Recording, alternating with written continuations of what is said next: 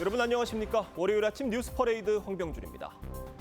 미국 이민 당국에 구금된 한국인 근로자 수백 명이 이르면 모레 전세기편으로 귀국길에 오를 전망입니다. 조현 외교장관은 이들의 석방과 유사 사태 재발 방지 관련 교섭을 마무리하기 위해 오늘 워싱턴으로 출발합니다. 이루라 기자입니다. 4일 미국 조지아주 배터리 공장 건설 현장에서 긴급 체포된 우리 국민 300여 명에 대한 석방 소식은 어제 전격 발표됐습니다. 구금되어 있는 근로자들의 석방 교섭이 마무리되었습니다. 다만 행정 절차만 남아있고 이 행정 절차가 마무리되는 대로 전세기가 우리 국민 여러분을 모시러 출발합니다. 조현 외교부 장관은 교섭을 마무리하기 위해 오늘 워싱턴 DC로 출발합니다. 정부는 현지 행정 절차가 마무리되는 대로 구금자를 신속히 귀국시킨다는 방침인데 이르면 10일 이루어질 전망입니다. 조기중 워싱턴 총영사는 구금자 면담은 대부분 마쳤고 희망자부터 최대한 신속히 귀국시키겠다고 밝혔습니다. 정부는 이번 사태의 근본 원인인 비자 문제도 미국과 협의할 방침입니다. 그동안 일부 기업이 업무 효율을 이유로 전자여행어가 이스타 등 용도에 안 맞는 비자를 미국 출장에 사용한 측면이 있지만 미국의 까다로운 비자 발급 요건도 부담이었던 만큼 단기 파견 인력용 비자 신설 등 제도 개선에 대해 협의하겠다는 계획입니다.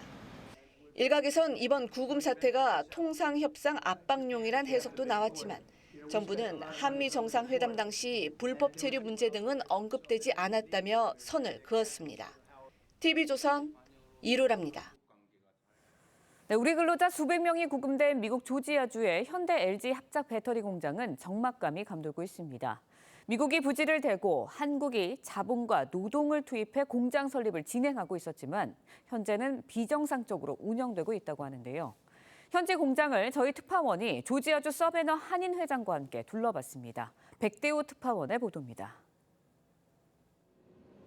공장 부지 안으로 차량이 들어가자 임시 초소한 경호업체 관계자가 고개를 내밀고 신분증을 요구합니다. 비자 문제로 근로자 475명이 체포된 이후 공장 경비에 더 신경 쓰는 모습입니다. 이곳은 한인 300여 명이 체포된 배터리 공장 건설 현장입니다. 공사 차량들이 오가긴 하지만 일부 건설 기기들은 작동이 멈춰선 상태입니다. 포크레인과 중장비 크레인이 공사장 한켠에 줄지어 서 있고 자재는 천막으로 덮여 있습니다. 미 조지아주 서베너 한인 회장도 우리 근로자 수백 명의 체포 소식이 전해진 이후 TV조선과 함께 처음으로 현장을 찾았습니다. 교민사회에서는 예기치 않았던 일이라서 충격적으로 일단 생각하고 있습니다. 이렇게 충격 속에 있는 가족들과 또 시민들과 모든 사람이 앞으로 더 많은 공장에서 똑같은 일이 벌어지지는 않을지 우려스럽다면서도 재발 방지와 사태 수습을 위해 동포사회에서도 힘을 모으겠다고 말했습니다. 우리가 함께 노력해서 좋은 결과를 얻어낼 수 있도록 우리가 최선을 다해서 노력하겠다는 말씀을 전하고 싶습니다. 멀리 미국 땅에서 급작스럽게 체포된 우리 근로자와 가족들은 하루빨리 무사히 풀려나기만을 바라고 있습니다. 미국 조지아주에서 TV조선 백대호입니다.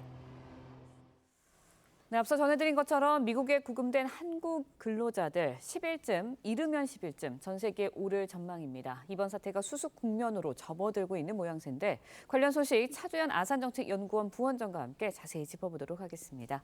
안녕하세요. 네, 안녕하십니까. 네, 일단은 이제 정부가 네. 자진 출국 방식을 미국 측과 논의하는 것으로 네네네. 전해졌습니다. 네. 이게 강제 추방이 되냐 아니면 자진 출국이냐 이 부분에 대해서 굉장히 관심이 쏠렸었거든요. 네네. 어떻게 보세요? 네, 일단은 비교적 원만하게 해결이 됐다라고 봐요. 왜냐하면 이제 이 한국인 네. 직원들이 구금됐던 300여 명이죠. 이 기본적인 단초가 결국은 비자가 없는 것이 아니라 그 적절하지 않은 비자 가지고 예. 사실상 근로 활동을 했다는 거 아니겠습니까? 그러니까 만약에 자진 출국 형식으로 되면 기록에도 안 남고요. 예. 결국 나중에 그 적법한 비자를 취득을 하면 얼마든지 미국에서 활동을 할 수가 있는 거예요. 그런데 이게 만약에 예. 강제 추방 형식이 되면 기록이 남아요. 그렇게 되면 그 다음에 비자 신청을 하려고 해도 이게 거부가 됩니다. 그렇겠죠. 이게 한 예. 5년 내지 10년이 걸리니까요. 이제 자진 출국 형식을 밟는 것이 훨씬 앞으로의 활동에는 유리할 수가 있죠. 네, 우리 측의 입장에서는 어쨌든 좀 유리하게 끌고 가고 있다. 이렇게 봐도 되는 걸까요? 네, 그렇죠. 뭐 어떻게 보면 이 상황 자체가 네. 미국 측의 무리한 정말 법대로 하겠다, 규정대로 하겠다라는 자세부터 출발을 한 거기 네. 때문에 지금 사실 이런 상황이 재발을 방지하기 위해서는 여러 가지 방안도 있지만 지금 한국에 대한 너무 이 빡빡한 예. 법 집행 자체를 막는 게 먼저겠죠. 네, 알겠습니다. 일단은 뭐 조현 외교장관 오늘 미국으로 출국할 예정이라고 전해지고 네네. 있습니다. 어떤 앞으로 남아있는 행정 절차는 어떤 게 있나요? 네, 일단 본인이 자진 출국을 할 의사가 있는지 없는지에 대해서 확인하는 절차가 있을 거고요. 예. 이 경우는 대부분 이제 지금 뭐 구금되어 있는 직원들이 지금 그 자진 출국 의사를 밝힐 거예요. 네. 이렇게 되면 우리 영사 당국 입장에서는 최대한 단기간 내에 출국할 수 있는 출국할 수 있도록 배려하겠다라는 거니까 네. 그거는 뭐 그다음에 원만하게 이루어질 가능성이 크죠. 네, 알겠습니다. 일단은 이르면 10일쯤에 전세기를 오를 예정이다라고 네네, 그렇죠. 전해지고 있는데 미국 이민국 측의 상황도 좀 짚어보면 현대 그룹 공장 사례와 같은 이런 기업체 이민 단속 확대하겠다 이런 입장 밝히기도 했습니다. 네. 일각에서는 이제 이번 사태가 트럼프 대통령이 연간 뭐 불법 이민자 100만 명 추방이다 이런 목표 세웠기 때문에 무리하게 이렇게 단속을 하고 있는 거다 이런 지적도 일고 있는데 여기에 대해서는 어떻게 보세요? 네, 무관하지 않아요.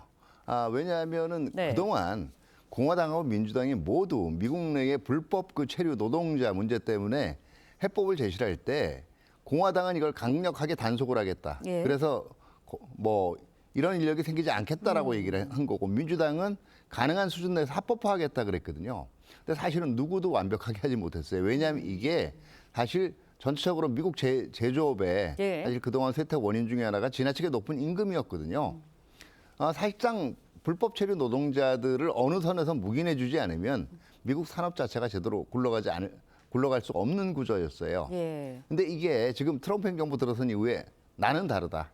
확실하게 이제 이 불법 이민자들 예.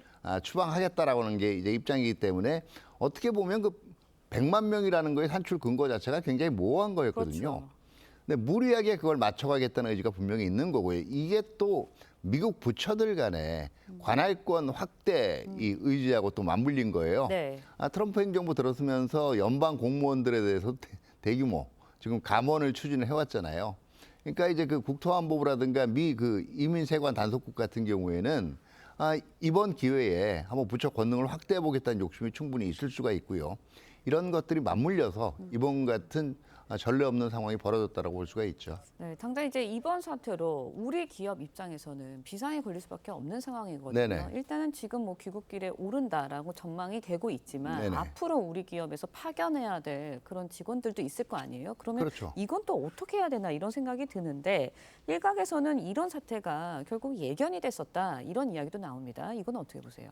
네, 애당초 제가 예. 보기에는 그동안의 관행처럼 이루어졌던 것이 예. 미국이 법대로 규정대로 하겠다 그러면 사실은 거기에 저촉될 수밖에 없는 경우들이 많았어요. 이게 물론 기업들마다 사정이 있습니다. 첫 번째는 비자가 이제 보통 미국 가서 실질적으로 이 근로활동을 하려면 네. 전문직 취업 비자, 그렇죠. H-1B나 아니면은 비노동 단기 체류 근로자 비자, H-2B 같은 것들이 있어야 되는데 네. 이게 발급받는데 수개월이 걸린단 말이에요. 근데 기업들이 가서 해야 될 활동은 정말 단기간이지만 예. 굉장히 빨리 출국해서 해야 될 일이 많거든요. 그러다 보니까 사실 비자 면제 프로그램을 이용한 전자비자, 우리가 흔히 에스타라고 하죠. 네. 이걸 활용을 하거나 아니면은 그냥 일반적인 상용 관광비자 B1, B2로 활용을 해왔는데 이게 한번 딱 주시하고 이번에도 사태의 시작 자체가 마각에 공화당 정치인이 이걸 제보를 예. 했다는 거 아니겠어요?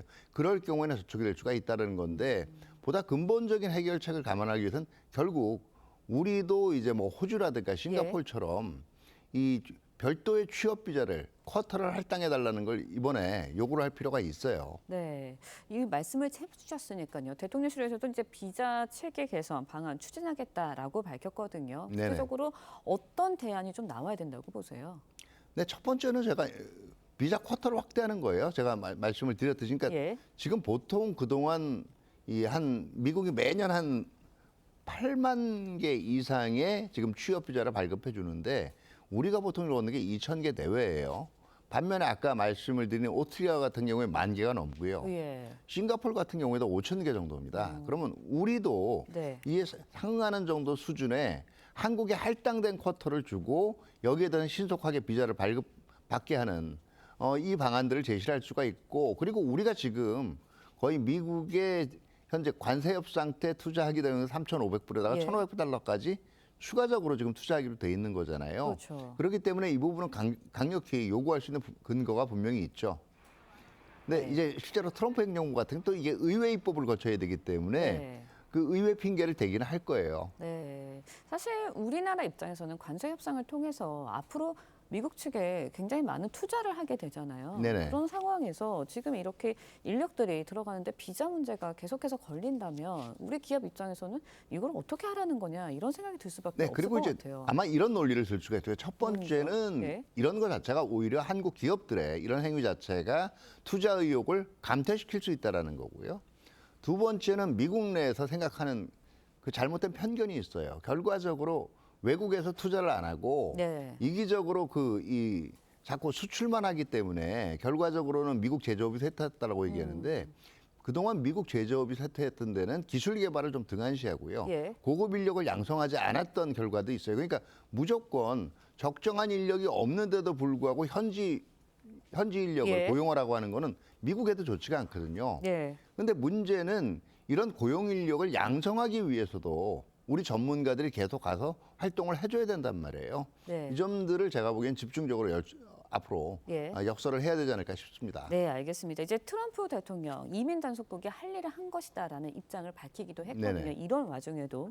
그런데 미국 내 정치권에서도 이번 사태가 결국은 이제 글로벌 파트너들하고의 신뢰 약화시킬 수 있다. 이런 우려를 제기하기도 했습니다. 그렇죠. 앞으로의 한미 관계에도 좀 영향을 끼치지 않을까라는 생각이 드는데 어떻게 전망하세요? 네, 분명한 거는요. 예. 지금 이게 완전히 한국을 타겟으로 해서 한국만을 불이익을 주기 위해서 지금 뭐 외교라든가 경제 예. 모든 부처들이 집중적으로 움직이고 있는 그런 움직임은 아니라는 거예요. 다만 아까도 얘기했지만 부처 간 그 고유 영역 관할권 경쟁 이 차원에서 그렇죠. 이번 트럼프 행정부 들어선 이후에 특히 이민 부분 그리고 이제 미국 내 활동 부분에 대한 부처들이 집중적으로 나서고 있는 상황이고, 두 번째는 결과적으로 이런 상황 자체가 그동안 한미 정상회담을 통해서 굉장히 그 분위기가 좋았던 한미 관계 자체를 악화시킬 수도 있다라는 의사는 분명히 미국 측에 전달할 필요가 있겠죠. 그리고 또 하나 이제 적어도 쿼터라든가 예. 쿼터 할당이라든가 이렇게 비자 문제가 해결되기 전까지는 조금 불편하더라도 우리 기업들 입장에서도 사실 법대로 규정대로 한다라는 당분간은 네. 접근이 더 필요하다고 봐요. 네, 아무쪼록 이번 사태가 좀 잘 마무리됐으면 하는 바람입니다. 지금까지 차두현 아산정책연구원 부원장과 함께 이야기 나눠봤습니다. 오늘 말씀 여기까지 듣겠습니다. 고맙습니다. 네, 감사합니다. 네, 국내 정치권 소식 전해드립니다. 이재명 대통령이 신임 여야 대표와 함께 만나 국정 현안을 논의합니다. 오늘 낮 12시부터 대통령실에서 오찬 회동을 진행할 예정인데 장동혁 국민의힘 대표와는 오찬 이후 단독 회담도 진행합니다. 윤재민 기자가 보도합니다. 이재명 대통령과 여야 지도부와의 마지막 회동은 6월 22일. 다른 야당들도 한꺼번에 보자 이런 또 요구도 있긴 하던데 아무래도 좀 밀도 있게 말씀을 좀 들어보려면 원내교섭단체나 따로 뵙는 게 좋을 것 같아서. 이후 78일 만에 이 대통령이 용산 대통령실에서 더불어민주당 정청래 대표, 국민의힘 장동혁 대표와 오찬 회동을 진행합니다. 지난달 28일 미국과 일본 순방을 마치고 돌아온 뒤 이 대통령이 직접 추진한 자리입니다. 국정 현안에 대한 허심탄회한 의견 교환을 위해 이번 회동은 특별한 어제를 정하지 않고 자유롭게 진행될 예정입니다. 오찬을 마친 뒤엔 이 대통령과 장동혁 대표의 단독 회동도 예정됐는데 제1야당 대표와 단독으로 만나는 건 취임 후 처음입니다. 오찬 회동에서 내년도 예산안과 정부 조직 개편안을 비롯해 민주당의 입법안 등을 논의할 것으로 보입니다. 이 대통령은 정부 개혁안 추진에 국회 협조를 요청할 것으로 예상됩니다. 대통령실은 이번 만남이 국정 운영에 있어 협치와 소통을 강화하는 계기가 되기를 기대합니다. 국민의힘은 민주당 주도로 추진되는 상법과 특검법 개정에 대한 대통령의 설명을 요구할 계획이고 민주당은 오늘 회동으로 정상회담 후속 조치와 민생 회복을 위한 새 계기가 마련되길 기대한다는 입장을 냈습니다. TV조선 윤재민입니다. 민주당과 정부, 대통령실이 고위당정 협의회를 열고 향후 5년 국정 운영의 중심이 될 정부 조직 개편안을 발표했습니다. 이미 알려진 것처럼 검찰 조직은 내년 9월부터 역사 속으로 사라지고 기획재정부를 재정경제부와 기획예산처로 분리하기로 했습니다. 전정원 기자입니다. 당정은 삼청동 총리공관에서 협의를 거쳐 이재명 정부의 조직 개편안을 확정했습니다. 국가 재정 부담을 최소화하고 정부 조직을 효율적으로 운영한다는 원칙 아래 이번 개편안의 핵심은 검찰의 수사 기소권 분리를 골자로 하는 검찰 해체안입니다. 법무부 산하에는 기소를 전담하는 공소청을 두고 관할 문제를 두고 논란이 컸던 중대범죄수사청은 행정안전부 아래 두는 것으로 최종 결정됐는데 내년 9월로 1년간 유예 기간을 가집니다. 정부 수립과 함께 출범한 검찰 조직은 78년 만에 역사 속으로 사라질 것으로 보입니다. 이견이 많았던 검찰의 보안수사권 폐지와 국가수사위원회 신설 여부 등은 총리실 산하 범정부 검찰제도개혁 TF에서 당정 협의를 거쳐 결론을 낼 예정입니다.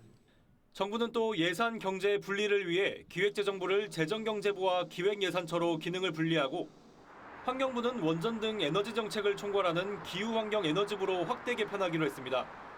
또 방송통신위원회를 폐지하고 방송미디어통신위원회를 신설하기로 했습니다. 사회부총리 대신 과기부총리직이 신설됩니다. 이로써 현재 19부 3처 20청인 정부 조직은 19부 6처 19청으로 바뀌게 됩니다. 민주당은 정부 조직 개편안을 이번 달 25일 국회 본회의에서 처리하겠다는 계획입니다. 이달 말에 법안이 통과되도록 노력하기로 하였습니다. 정부 조직 개편에 특별히 야당의 적극적인 협조를 부탁드립니다. 다만 기후환경에너지부와 방송미디어통신위원회 개편을 둘러싼 이견이 적지 않아 개편안을 둘러싼 논란이 완전히 해소되진 않은 상황입니다. TV조선 전정원입니다.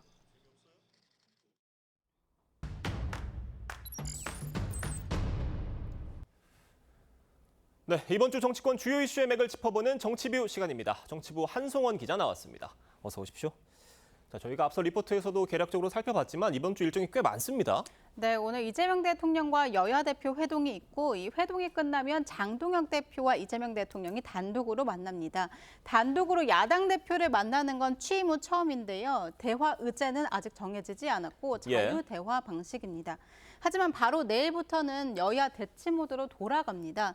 정청래 대표 내란 종식을 주제로 그리고 10일엔 송원석 원내대표가 입법 폭주를 주제로 각각 교섭단체 연설에 나섭니다.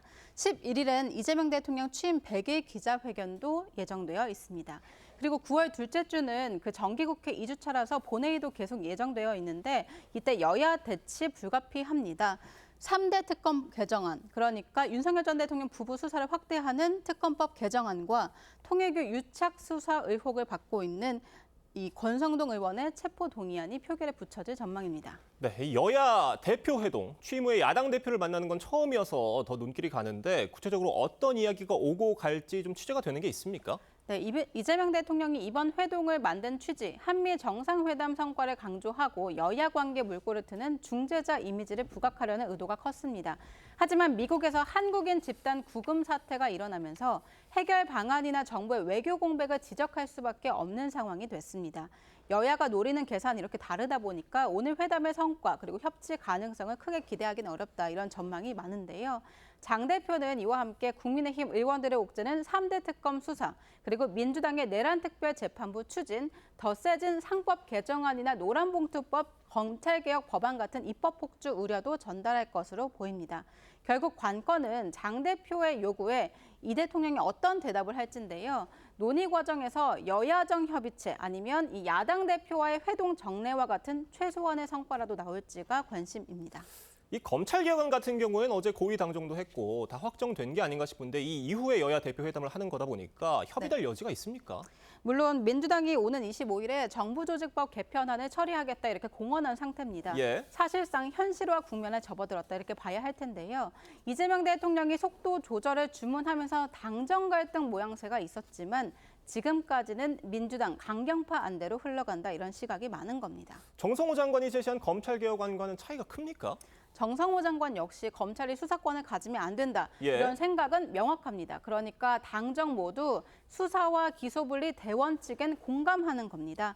하지만 세부적으로 보면 당정 갈등 핵심 두 가지였습니다.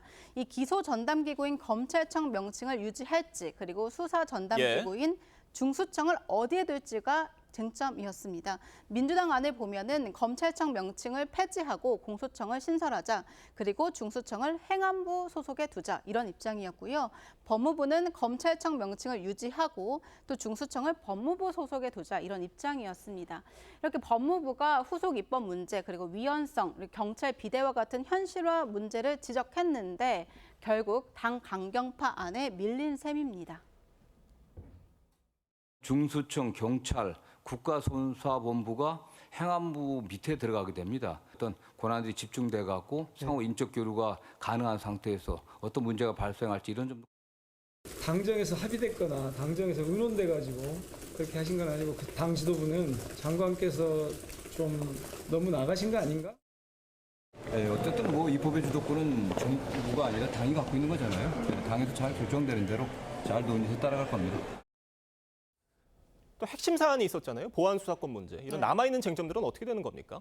예, 논란을 의식한 듯 어제 범정부 TF를 출범시켰습니다. 1년 유예 기간 동안 앞으로 후속 입법 그리고 보안 수사 요구권 같은 세부 권한 문제를 다룰 것으로 보입니다. 여기서 이 보안 수사 요구권, 경찰이 부실 수사를 할 때 검찰이 보안 수사를 요구할 수 있는지가 핵심인데요. 이를 논의하는 과정이나 또 개혁안 통과 후에 헌법 소원 과정에서 또다시 다툴 가능성은 여전히 남아 있습니다. 알겠습니다. 한 기자 잘 들었습니다. 조국 혁신당 성비위 논란과 관련해 강미정 전 대변인이 당의 미온적 대처를 지적하며 탈당을 선언한 지 사흘 만에 당 지도부가 책임을 통감한다며 총사퇴했습니다. 그런데 이 와중에 책임 회피 논란이 일고 있는 조국 혁신정책연구원장은 아무런 언급 없이 경청하는 듯한 모습으로 SNS 프로필 사진을 변경했습니다. 장윤정 기자입니다. 조국 혁신당 김선민 당대표 권한대행과 최고위원 3명 등 당 지도부가 긴급 기자회견을 열고 총사퇴했습니다. 김 권한대행은 대응 조직과 매뉴얼이 없는 상태에서 시간을 지체했다고 사과했습니다. 죄송합니다. 그리고 참담합니다. 대표 권한대행직에서 물러남으로써 그 책임을 다하겠습니다. 사건 피해자 중 한 명인 강미정 전 대변인이 당의 부실 대응을 폭로하며 탈당 의사를 밝힌 지 사흘 만입니다. 이로써 조국 혁신당은 비대위 체제로의 전환이 불가피해졌습니다. 이에 앞서 황현선 사무총장도 책임을 통감한다며 사퇴했는데 조국 혁신정책연구원장을 겨냥한 화살을 자신에게 돌려달라고 했습니다. 수감 중에 비당원 신분이라 할 수 있는 일이 없었다고 해 책임 회피 지적을 받는 조 원장은 돌연 SNS 프로필 사진을 바꿨습니다. 귀에 손을 대고 듣는 모습의 사진으로 경청하겠다는 메시지를 전달하려는 의도로 보이는데 아직까지 강 전 대변인과의 만남은 이뤄지지 않은 걸로 알려졌습니다. 조 원장과 서울대 동기이자 창당 준비를 도왔던 장영승 리셋코리아 행동대표는 지난 7월 사건 처리를 촉구하며 탈당계를 냈던 사연을 소개하며 조 원장은 당분간 미디어에 노출되는 것보다 잠시 쉬면서 시간을 가지라고 했습니다. 조 원장의 정치 일선 복귀에 부정적 입장을 밝힌 걸로 해석됩니다. TV조선 장윤정입니다.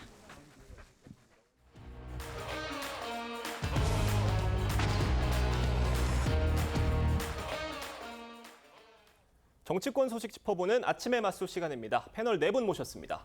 윤기찬 국민의힘 법률위 부위원장, 성치훈 더불어민주당 정책위 부의장, 강전의 변호사, 조기현 변호사 나오셨습니다. 안녕하세요.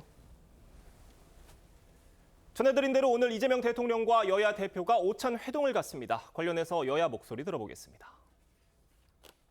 정청래 대표와 장동혁 대표께서 정말 악수를 하실 거냐 이런 질문들을 하실 텐데 아니 국민께서 다 지켜보시 기대하시는데 악수를 안 하시겠습니까?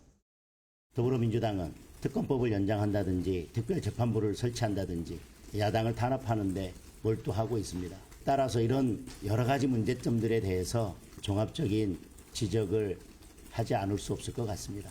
결국은 이런 문제를 풀어내야 되는 것은 대통령이 풀어내야 된다고 생각합니다.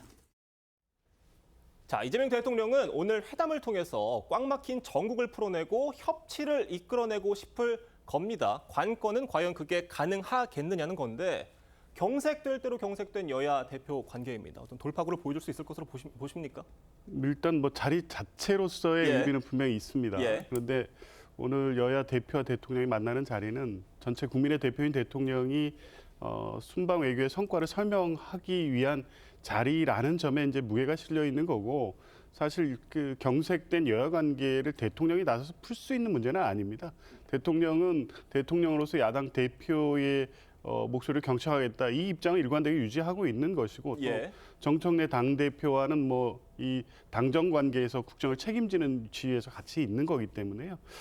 다만 이제 어쨌든 정치가 계속 경색되고 정치를 복원시켜야 된다는 국민적 요구가 있기 때문에 대통령으로서는 오늘 자리를 마련하는 것 자체에 의미를 둘 것이고, 장동혁 대표의 요구를 받아들여서 또 1대1 회동을 하기 때문에 예. 그 이상의 어떤 다른 뭐 여야 정이 같이 하나의 어떤 입장을 갖는다거나 성과를 낸다거나 이런 자리는 뭐 당초부터 쉽지는 않아 보입니다.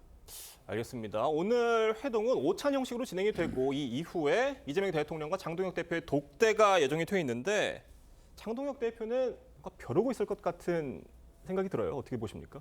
사실은 뭐 여야가 대화를 할 수 없는 상황이기 예. 때문에, 근데 다만 아쉬운 부분은 이 미팅이 좀 의미가 더 있으려면 정부의 조직 개편안 확정 전에 만났으면 어땠을까라는 생각을 예. 하거나, 또는 조직 개편안을 확정하는 당정고위협의회를 좀 늦췄으면 어땠을까라는 생각을 합니다. 왜냐하면 그 국가의 앞날을 좌지우지할 각 부처 개편 문제인데 야당의 의사가 전혀 반영되지 않는 부처 개편안을 확정하고 만나는 것 자체가 조금 형식 회담으로 흐를 가능성이 있다, 그런 전조다라는 생각이 들고, 다만 이 대통령 입장에서도 보면 이미 본인이 대표 시절에 독주했던 것과 다른 양상의 독주가 시작되고 있어요, 민주당이.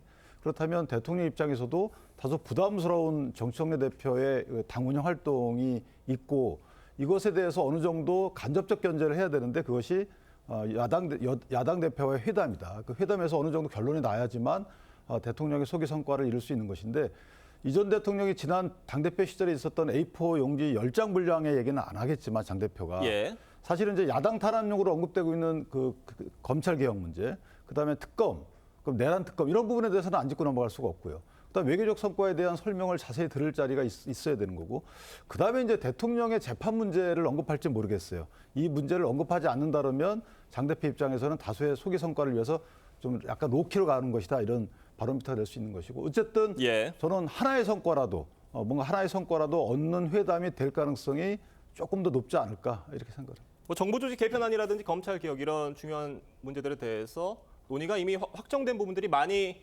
이루어진 뒤에 만나는 거라 의미가 좀 퇴색될 수 있다, 이런 말씀이신데 한국인 구금 사태에 대해서도 오늘 논의가 있을 것으로 보여요.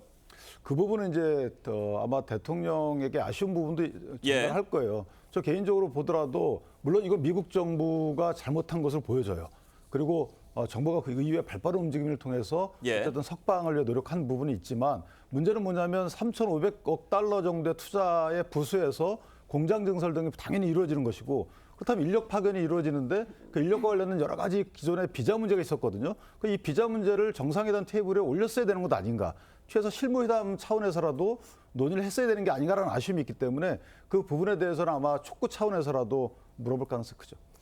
알겠습니다. 오늘 회동은요, 정청래 대표와 장동혁 대표가 조우하는 첫 자리이기도 합니다.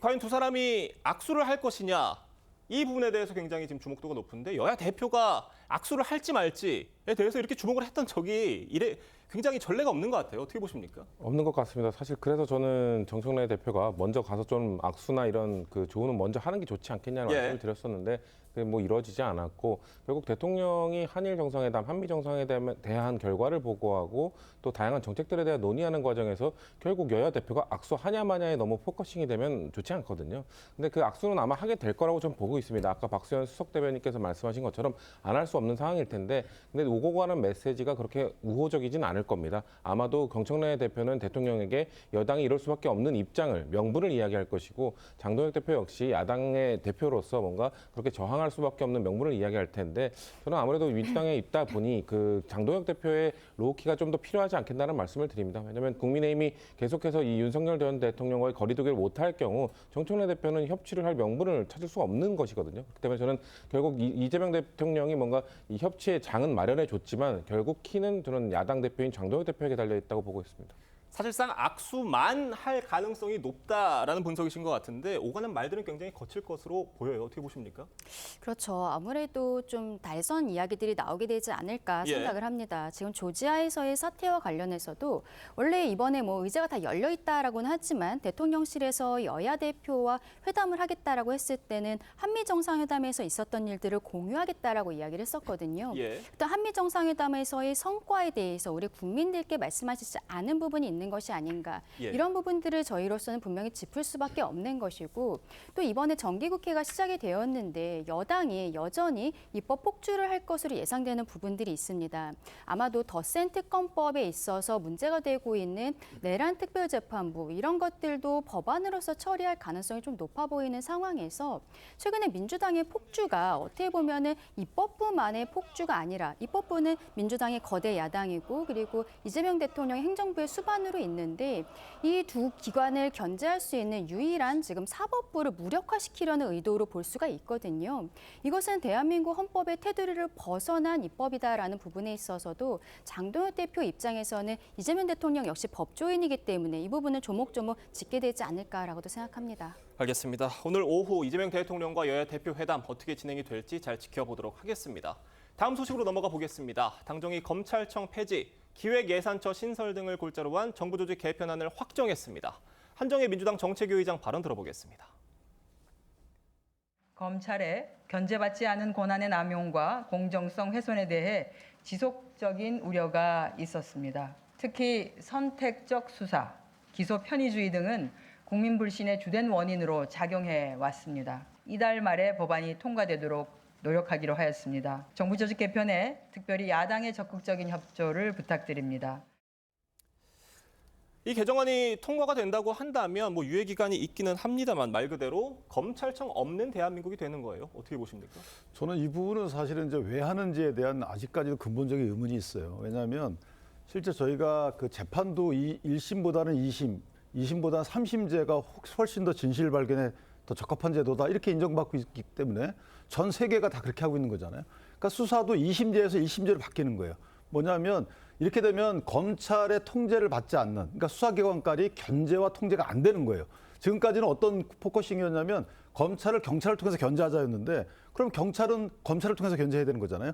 이런 견제책이 없어지는 거거든요. 이게 이제 보안수사권 논의는 나중에 문제가 되겠지만 어쨌든 수사가 전부 1심화되는 거예요. 그래서 경찰도 물론 중수청도 수사를 잘하겠지만 실제 못하게 됐을 경우에 그 놓치는 부분에 대해서는 누군가 견제를 해야 되는 것이고 그 권력 비대화에 따른 여러 가지 폐단에 대해서는 또 다른 수사기관이 견제를 해야 되는 거거든요. 그러니까 이거는 수사기관끼리 견제책을 아예 없앤 거기 때문에 저는 이 부분은 개악이다라고 생각을 하고 오히려 만약에 검찰에서 미진했던 부분은 다른 보완을 통해서 해야 되는데 검찰이 수사권을 없앤다? 그리고 중수청으로 만든다? 중수청이라는 것은 경찰과 같은 그냥 단순 1차 수사기관이에요. 그러면 누군가가 중수청에 대한 수사 그 결과에 대해서 견제를 해야 되는데 그게 없어진 거죠. 자, 이런 부분에 대해서 이 대통령께서 조금 더 고민을 할 부분이다. 이 부분은 정치인들을 향한 칼끝을 무디게 하는 효력은 있지만 국민들의 사법 서비스의 구멍이 숭숭 뚫린다. 이렇게 생각합니다. 그러니까 수사기관 1차 수사기관에서의 오류가 발생했을 때 잘못된 수사가 이루어졌을 때 그걸 어떻게 바로잡을 것이냐 하는 문제에 대해서 좀 짚어주신 건데 그러니까 이번 개편안이 결국 강경파, 민주당 내 강경파의 요구대로 흘러갔다는 분석이에요. 어떻게 보세요? 전 동의하기 어려울 것 같고요. 그 강경파의 요구대로 됐다기보다는 다수파의 의견대로 됐다고 하는 게 맞는 것 같습니다. 그러니까 수사와 기소를 분리한다는 거에는 이견은 없었고요. 결국 법무부 산하에 둘 것인가 아니면 행정부 산하에 둘 것인가 이것 정도의 이야기가 좀 있었던 것인데 아무래도 다수파, 강경파를 비롯한 다수파들이 행정부 산하에 둬도 괜찮다라는 의견을 했기 때문에 정부 조직 개편안에서는 그렇게 그대로 이루어진 것 같고요. 결국 아까 몇 분께서 계속 말씀을 해주셨지만 결국 핵심은 보안 수사권인 것 같습니다. 왜냐하면 진보 진영 대통령에 있는 법조인들 중에서도 이 보안 수사권과 관련된 문제는 해결해야 된다는 얘기를 계속 해왔기 때문에 결국 그런 의견들, 우려들이 반영이 되어서 강경파의 목소리대로만 그냥 추진한 것이 아니라 결국 이번에 TF를 구성해서 유예 기간 동안 그 부분에 대한 의견 수렴을 충분히 하기로 하지 않았습니까? 그렇기 때문에 저는 보안 수사권에 대한 이야기를 결국 그 TF를 통해 해결하기로 한 것 자체가 강경파의 목소리뿐만 아니라 다양한 목소리를 반영해서 결국 결론을 낸 것이다. 저는 그렇게 보고 있습니다. 알겠습니다. 결국 지금 검찰청 안에 있는 검사들 또 수사관들은 공소청이든 중수청이든 어디론가는 가야 되는 상황에 놓이게 된 겁니다. 지금 법조계에서는 그런데 분위기가 좀 어떻습니까? 중수청으로 가기를 좀 꺼려한다는 분위기도 감지가 된다는 얘기도 있던데 어떠세요? 그렇죠. 그렇기 때문에 정성호 법무부 장관조차도 이렇게 중수청을 그냥 행안부로 옮기는 것보다는 법무부에 그대로 두는 것이 낫지 않겠느냐라는 이야기를 한 부분들이 있는데요. 이게 중수청 수사관으로 검찰이 과연 검사들이 이동을 할 것인가에 대해서 의문점들이 있다는 것이죠. 근데 지금 대한민국 검찰이 어쨌든 정치 권력화되어 있다라는 부분들 그리고 권력에 있어서도 좀 사유화되고 있는 것이 아니냐라는 지적들이 있습니다만 수사 능력에 있어서는 보존을 하는 것이 맞다라는 생각이 드는 것이거든요. 그리고 지금 행안부로 옮기는 부분에 있어서는 그렇다면은 경찰이 지금 현재 검찰이 지적받고 있는 것처럼 권력을 사유화하는 부분들 이런 것들에 있어서는 어떻게 처리할 것인지 문제가 해결되지 않는 방법이다라고 말씀을 드리고 싶습니다. 그리고 절차에 있어서도 말씀을 드리고 싶은 것이 이번에 검찰 개혁이라는 것과 관련해서 법사위에서 공청회, 청문회를 한 적이 있어요. 근데 공청회 과정에서도 헌법학자가 출석을 해서 검찰청을 폐지하는 것이 위헌 소지가 있다. 여러 가지로 문제 제기를 한 부분들이 있는데 전혀 듣지를 않은 상황들이고 그리고 청문회 과정에서는 엉뚱하게도 이화영 씨의 변호인 이런 사람들이 증인으로 출석을 해서 이미 완결된 사건에 대한 이야기들을 했었거든요. 어떻게 보면은 이미 답정너의 상황이 아니었던 것인가. 민주당 내 강성의 의견들을 가지고 그냥 절차상으로만 보여주기를 한 것이 아닌가라는 생각이 드는데 검찰개혁이라는 방향성에 대해서 많은 국민들께서 동의를 하셔도 이러한 절차로 진행하는 것에 과연 동의를 해주실까? 그렇진 않을 것이라 생각합니다. 그럼 말씀해 주신 여러 가지 부분들 때문에 중수청의 수사력 저하로 이어지면서 결국 국민들에게 피해로 돌아갈 것이다라는 분석들도 나오고 있는데 핵심 사안이었습니다. 보안 수사권. 어떻게 할지 이 부분은 좀 뒤로 미뤄뒀어요. 어떻게 보십니까? 논의가 더 필요한 건 분명해 보이지만 적어도 검찰이 경찰을 사실상 통제하는 수단으로서의 보안 수사권 유지는 저는 동의하기 어렵습니다. 결국 보안 수사권을 통해서 실제 경찰의 수사를 실질적으로 통제해버리는 상황이기 때문에 지금의 체제, 이 검찰 개혁의 취지가 훼손될 가능성이 있다는 게 민주당 내 주 여론이고요. 검찰이, 그러니까 공소청이 중수청이라든가 국수본의 수사를 통제하는 방식은 영장 청구권과 공수권 자체로서도 충분하다는 게 다수 의견입니다. 왜냐하면 이 수사의 미완이나 보완은 이런 과정을 통해서 완성도를 높여가는 거고 또 이제 근본적인 문제는 중수청의 수사력 문제를 얘기하는데 출범도 하지 않은 이 중대범죄 수사기관의 수사력을 미리 의심하는 이유를 저는 납득하기가 어렵습니다. 그리고 중수청은 1급부터 7급까지 수사관으로 구성되고 있는데 되게 되는데 검사가 갈지 안 갈지 한번 지켜봐야 될 문제입니다. 지금 검사들은 지금의 어떤 검찰 개혁에 반대하는 입장이기 때문에 새로 신설되는 중수청에 가는 것 자체가 일종의 어떤 조직의 이 배반하는 느낌의 현재 분위기가 형성돼 있을 수는 있지만 실제 이 중수청이 설립이 된다고 하면 전문적 수사기관으로서의 중수청에 충분히 본인의 어떤 향후 전망을 가져갈 검사들도 저는 충분히 있다고 보고요. 이런 과정을 통해서 수사력 문제를 전체적으로 평가해야지 지금의 검찰은 수사를 잘하고 경찰은 부족함이 있을 것이라는 잘못된 전제에서 이 사안을 지금 단계에서 평가할 일은 아니다 이렇게 봅니다. 제가 10초만 말씀드리면 과잉 수사에 대한 견제도 당연히 문제가 되는데 사실은 이제 수사기관들의 부실 수사 내지 수사를 안 하는 경우에요. 또는 혐의가 있음에도 불구하고 부실 수사 내지 묵인하는 수사를 통해서 무혐의 처리하는 경우에 그러니까 불송치하는 경우죠. 이럴 경우에 국민들 그 피해에 대해서 보안 수사가 반드시 돼야지만 이게 밝혀지는 것이지 그냥 그렇게 되면 국민들은 피해를 고스란히 입는 거거든요. 알겠습니다. 이 검찰 해체 중수청 신설이 현실화된 상황에서 검사들이 과연 어떤 선택을 할지 좀 지켜보자라는 말씀이십니다. 다음 이야기로 넘어가 보겠습니다. 조국 혁신당 지도부가 당내 성비위 논란의 책임을 통감한다며 결국 전원 사퇴했습니다. 관련 목소리 들어보겠습니다. 관용 없는 처벌과 온전한 피해 회복을 위해 이제 저와 최고위원 전원은 물러납니다. 당이 부족하고 서툴렀던 것이지 은폐와 회피가 아니었다는 점을 꼭 말씀드리고 싶습니다. 계속되는 고통을 버티고 또 버티는 조국 원장의 겨눈 화살을 저에게 돌려주십시오. 부탁드리겠습니다. 네, 당대표 권한대행과 사무총장 그리고 최고위원 전원이 사퇴를 했습니다. 다만 이 사퇴로 이번 사안이 일단락됐다고 하기엔 파장이 더 이어질 가능성이 커 보입니다. 어떻게 보십니까? 일단 3일이 걸렸습니다. 예. 근데 3일이 너무 길게 느껴졌습니다. 왜냐하면 강미정 전 대변인의 탈당 기자회견 직후에 당의 대응을 보면 조목조목 반박을 합니다. 그런데 3일 동안 드러난 내용들을 보면 실제 확인된 내용보다 추가적인 어떤 가해 사실이 있었고 그거에 대한 2차 가해, 그거로 인한 직장 내 괴롭힘까지 이 근본적으로 심각한 문제가 있었다는 것을 당내에서 인지하고 있었음에도 불구하고 강미정 전 대변인이 결국 조국 전 대표가 출소해서 실질적 문제 해결을 할 수 있고 그런 기대를 갖고 있었음에도 불구하고 그에 대한 응답이 없었기 때문에 이런 극단적 선택을 하게 된 건데 그럼에도 불구하고 당에서는 이걸 근본적 문제 해결을 위해서 나서겠다 이런 입장이 아닌 오히려 이 회견을 한 이 피해자 측을 압박하는 것 동안 뭐 해왔기 때문에 결국 지도부 총사퇴 외에는 다른 수습 방안이 없는 상황을 스스로 자초했다. 안타깝다는 생각이 들고요.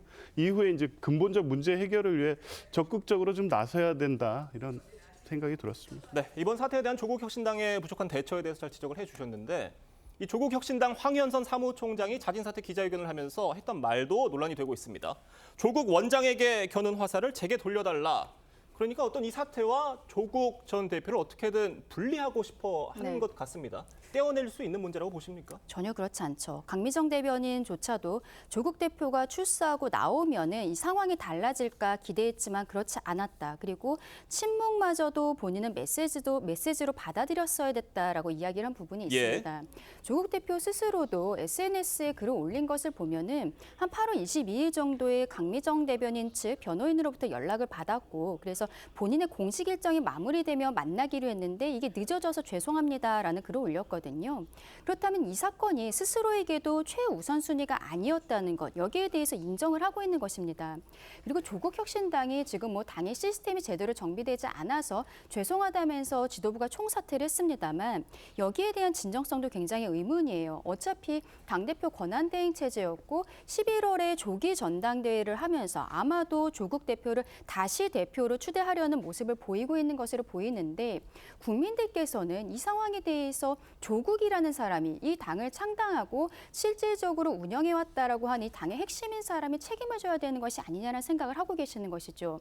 근데 조국 대표 스스로도 계속 당원이 아니었다 이런 형태로 책임을 회피하는 말만 하고 지도부에서도 총사퇴를 하면서도 조국만을 살려달라고 이야기하는 것. 이것이 오히려 조국혁신당이 더 지금으로서는 국민의 눈높이에 맞지 않는 행동들을 하고 있는 것이 아닌가. 조국 대표가 앞으로도 정치를 하겠다면은 여기에서 책임 있는 모습을 보여줘야 된다라고 생각합니다.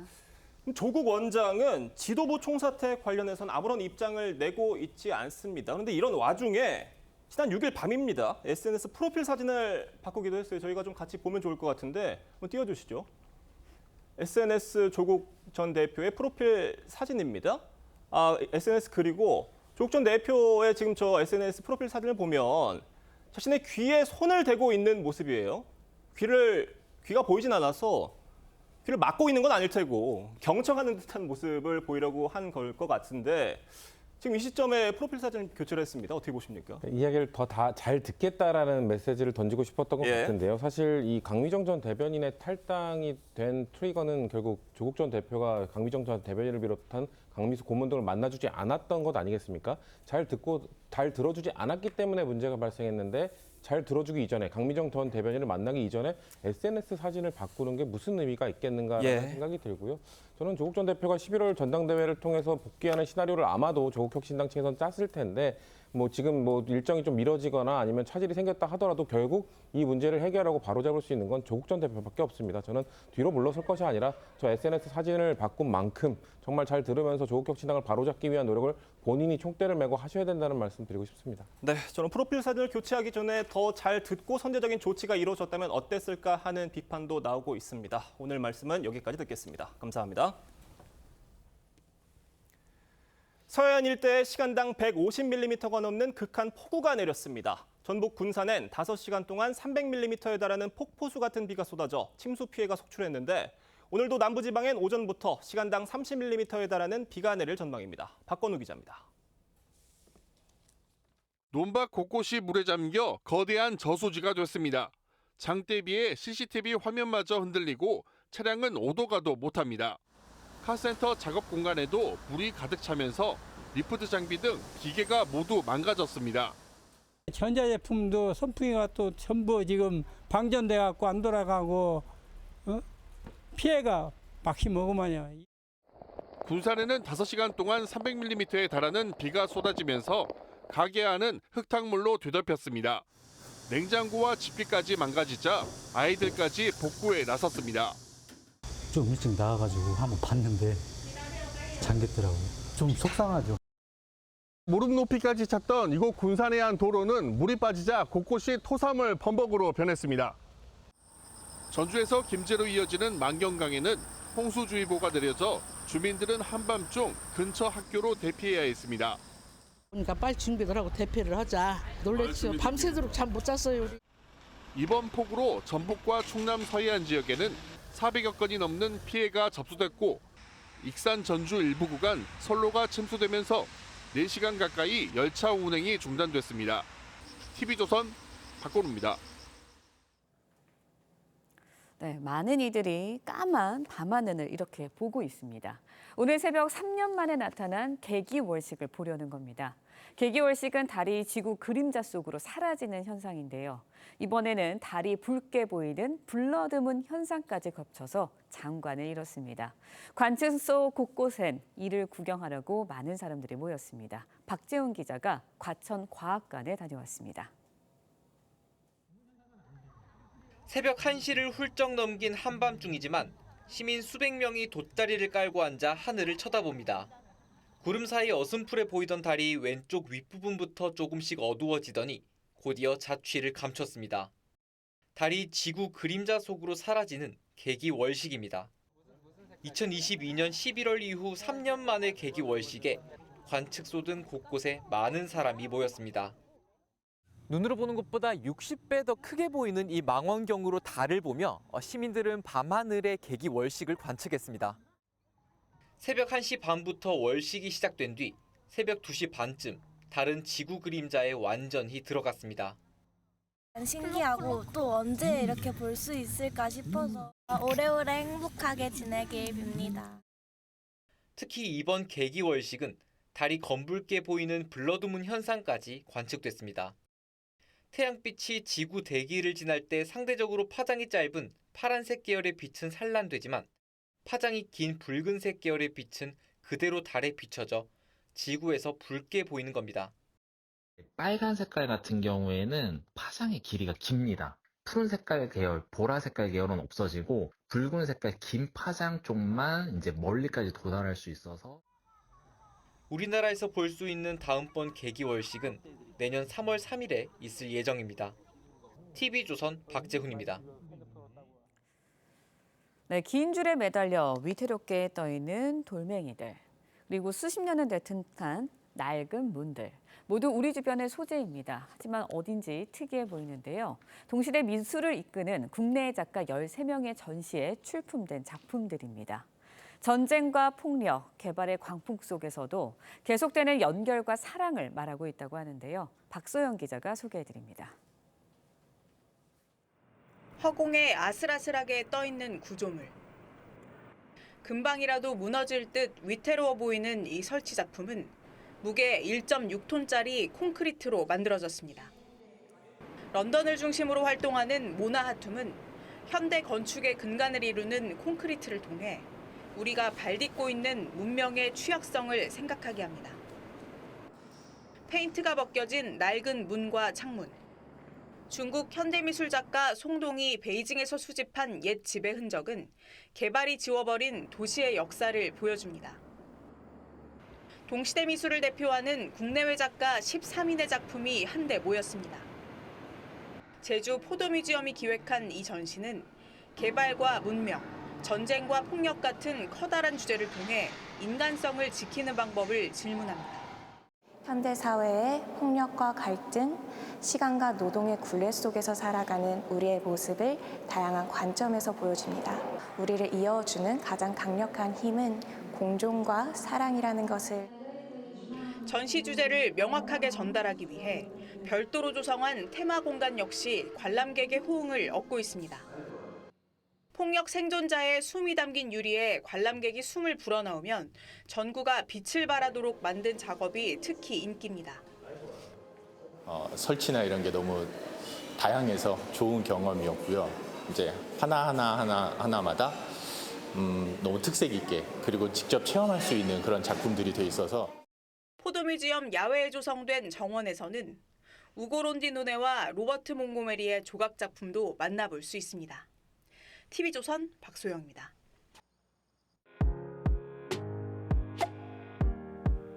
네, 렌즈에 담긴 그 순간 그 의미를 짚어보는 시간이죠. 사진 기자가 선택한 아침의 한 장입니다. 오늘은 조선일보 사진부 오종찬 기자와 함께합니다. 안녕하세요. 오늘 아침에 볼 사진 어떤 건가요? 네, 강원도 강릉에서 시민들이 드라이브스루 방식으로 생수를 받아가고 있는 장면입니다. 지난 주말 전북 군산에는 290mm가 넘는 비가 쏟아졌는데요. 극심한 가뭄이 이어지고 있는 강릉에는 고작 8.5mm만 내렸습니다. 강릉 현재 모습들 함께 보시죠. 강릉시는 시민들에게 1인당 12리터씩 생수를 배급하고 있는데요. 강릉 아이스아레나 주차장에는 전국 각지에서 기증한 생수가 모이고 있습니다. 물 부족 사태를 해결하기 위해서 전례 없는 합동 급수 작전이 펼쳐지고 있는데요. 그럼에도 불구하고 저수량이 예상보다 더 빠른 속도로 줄어들고 있습니다.